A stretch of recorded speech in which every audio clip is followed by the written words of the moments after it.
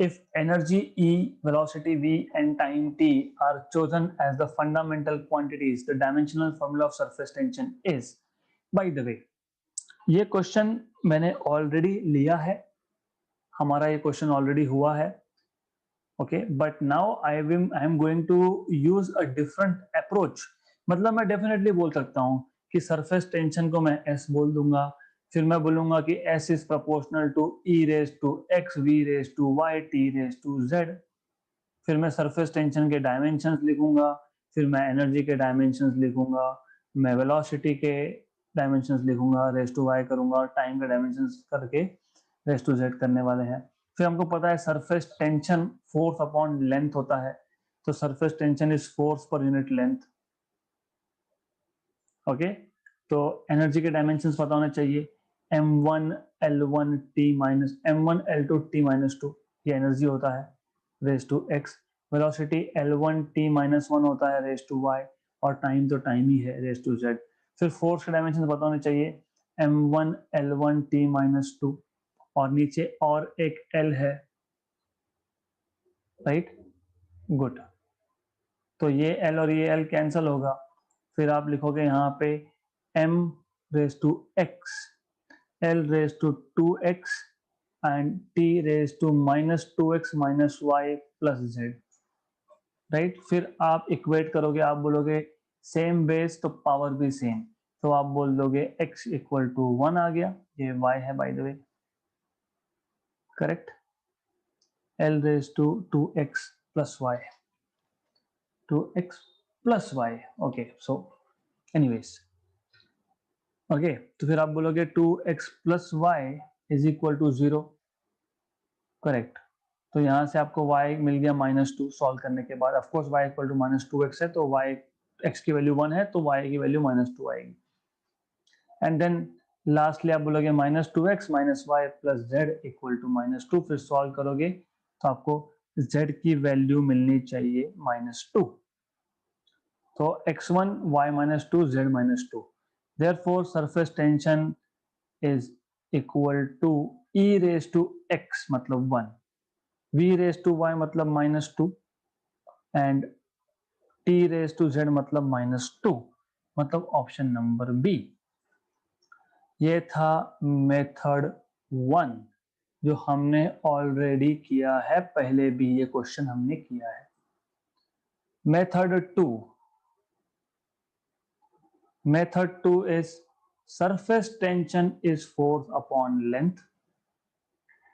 याद रखना E V और टी के टर्म्स में लाना है, ई वी और टी के टर्म्स में लाना है, force upon length, okay. E मतलब एनर्जी, बराबर, ई मतलब energy, but energy is force into displacement, क्योंकि work done is force into displacement, right, but work done is energy.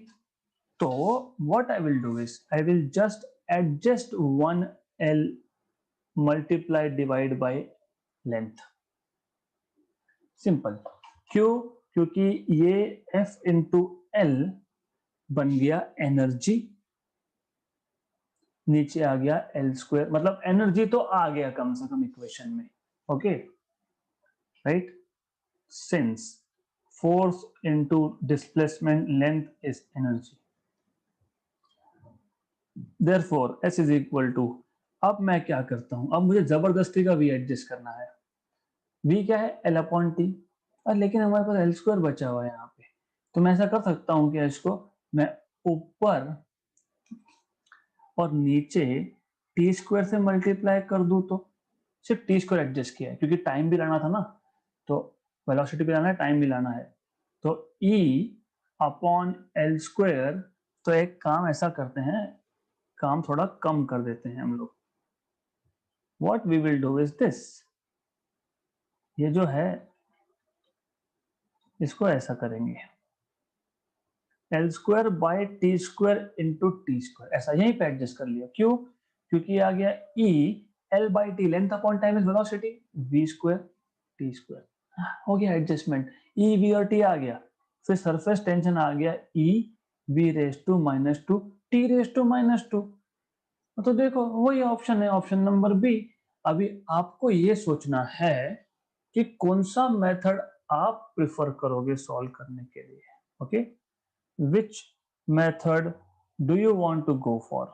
Do you want to go for method number 1 और method number 2? Method number 2 मैंने यहाँ पे भी लिखा है वैसे. Here it is also I have already written, so I'll just delete it because we don't need it. Okay, so what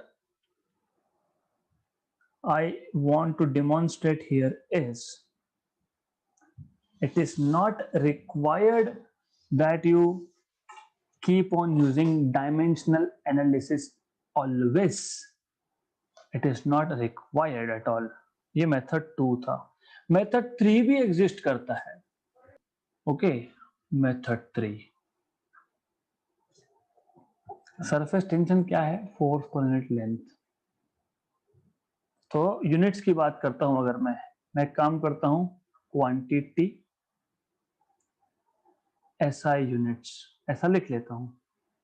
surface tension is force upon length. Force is newton और upon metre, right? Newton upon metre, but newton is what? Kilogram metre per second square. अगर याद होगा, force is mass into acceleration. Kilogram metre per second square और एक length, क्योंकि this is F by L, है ना? तो नीचे और एक मीटर आ गया, बराबर ना? Force kilogram metre per second square is force upon length. मतलब in short what I am expecting from your side is that you know this is kilogram per second square SI unit. Correct. Energy half mv square kilogram meter square per second square. Velocity distance upon time x by t, that is L1 T1, मतलब metre per second basically. And time is time second. Correct. आपको सिर्फ क्या check करना है? Product of units. अगर मैं option number A लेता, E V -1 T -2, ई मतलब किलोग्राम मीटर स्क्वायर पर सेकेंड स्क्वायर, v -1 मतलब सेकेंड बाय मीटर, t -2 मतलब सेकेंड रेज टू -2 मतलब 1 अपॉन सेकेंड स्क्वायर. तो यहाँ पे क्या है कि ये नहीं आएगा ना, ये आपको किलोग्राम पर सेकेंड स्क्वायर नहीं मिलने वाला, राइट? तो अगर ऑप्शन नंबर बी उठाओगे, ऑप्शन नंबर बी के लिए यूनिट्स चेक करोगे, तो what you will get, units of e v raised to -2 t raised to -2 will give you units of surface tension. Method number 3 method. एक dimensional analysis जो सीखा है, दूसरा बेसिक फॉर्मूलास, तीसरा यूनिट्स. ओके, तो आपको जैसे करना है आप वैसा करो. It is up to you how do you want to solve this kind of questions. Purely up to you.